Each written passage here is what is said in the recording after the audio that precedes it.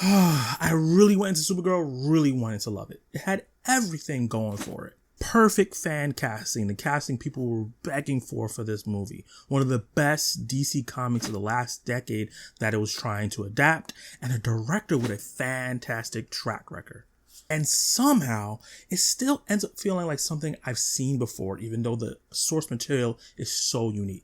But let's start with what absolutely works for this film. Millie Alcock is perfect as this version of Kara Zor-El and a superstar who has potential written all over her. She balances grief, humor, recklessness, and raw physicality effortlessly.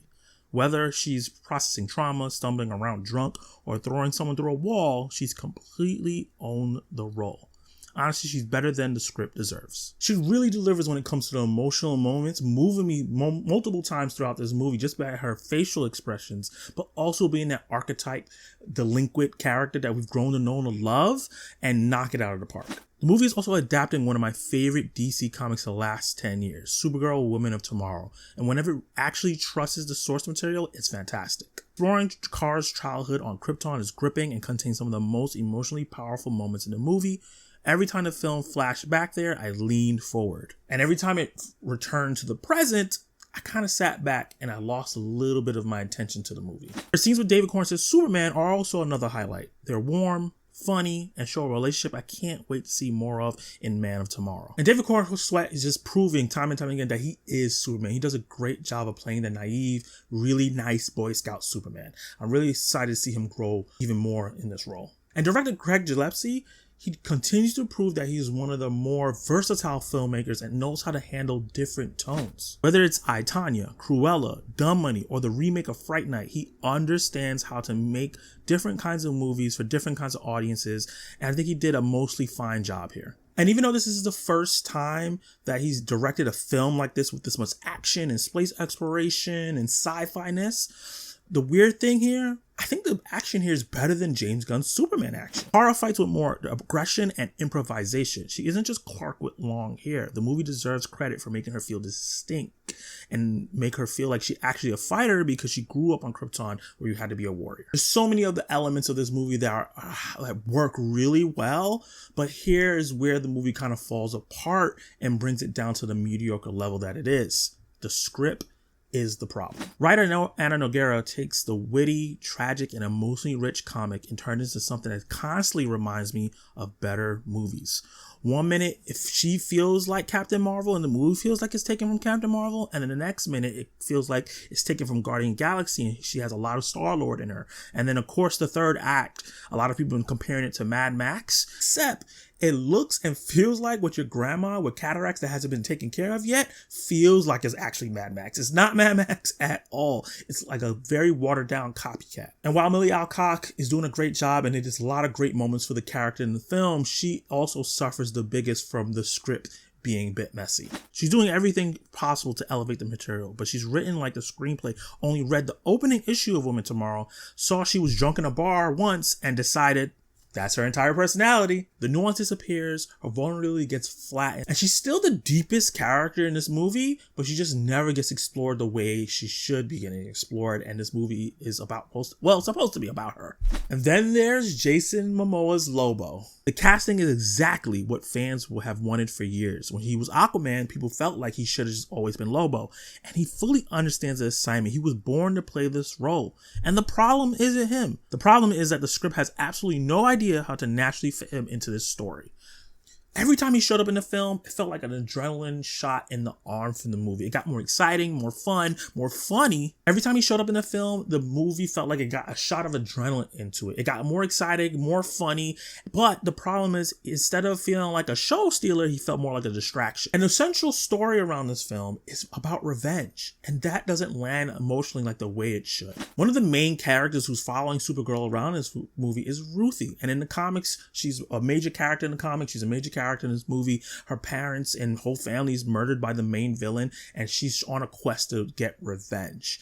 But unfortunately, the movie doesn't do a good job of making us care about her, her family, or even the legendary sword that she's giving up to whoever can help her get her revenge. She's fully one note. She rarely gets to be anything else but the helpless girl that's in the way that Supergirl has to protect and doesn't listen when she tells her to do something. There's so many tropes in here where Supergirl has been with this girl for a very long time in this movie and keeps telling her to stay one place and then flies off to do something and then she gets in trouble. They did it over and over again to the point where when it was like the third or fourth time, you could hear people in the theater whispering like, just take her with you. And Krem, the villain in this movie in the comics, is a little bit of a one-note character, but what made it really great, he was the ultimate opportunist. Think of Edge from WWE, how he always got away with everything because he always took the opportunity to, but just in a galaxy form. That's how he was in the comic. But in the movie, he feels like if Taserface from Guardians of the Galaxy became the main villain of a movie. Instead of a joke, he's supposed to be taken seriously. And I think the actor tried his best to like spice up the role, but the writing just never gave him enough to elevate past very boring and very forgettable. Neither of these characters who are central to the plot ever grow past the point of just being there so the plot can move along. And Kara only joins the journey because Krem poisons Crypto, leaving her 72 hours to save him. And you would think that would create non-stop urgency, especially for the people who care more about dogs than humans. Instead, the movie acts like it has 72 business days to get the job done. For a story surrounding a ticking clock, a literal ticking clock that we see throughout the film, the movie spends a lot of time with the characters wandering around or sitting in one place and not even seeing that much anxiety in the characters to get the job done. And one of the biggest disappointing aspects of the film is the visuals. That's because the comic book that this is adapting is absolutely gorgeous. Women of Tomorrow, almost every page can be framed and hung on the wall. The movie, on the other hand, spends so much time buried in darkness, muddy browns, and flat lighting that many of its planets blur together. There's flashes of beauty in this movie that I really liked, but as soon as they begin, they end.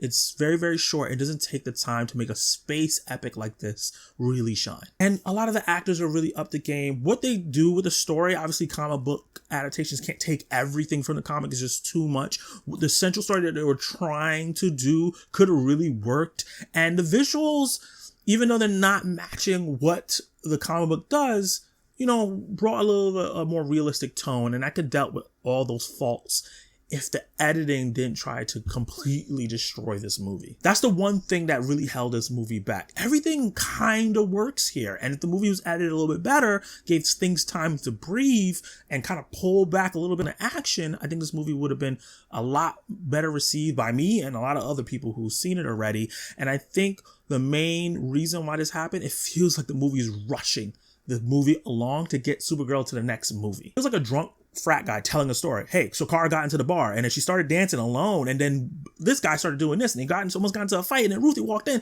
It's like really snappy, really fast, but not in a fun way, in a way where you don't get to settle into the scene and let things breathe. It was hard for me, and I'm pretty sure a lot of the audience, to feel present. There wasn't a lot of reaction to a lot of moments in the movie.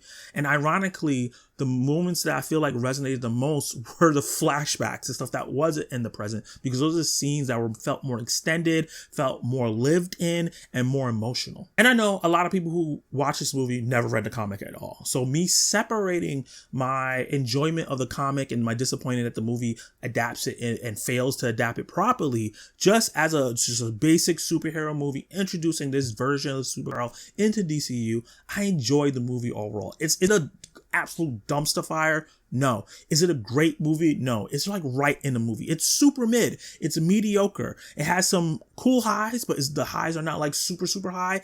And it has some lows, but the lows never go low. It kind of is a straight line where you're like, okay, this stuff is happening. There are generally funny moments. The action is solid. The ending is actually satisfying. And Millie Alcock is an outstanding Supergirl who I can't wait to see again. I just kept wishing the movie around her was as special as she is. Instead of becoming DC's second standout film, the movie feels like it's derivative of many movies in the past that we've seen before, but just not as good. I still recommend seeing the movie. I think you should go check it out, maybe like on Discount Tuesdays or a matinee.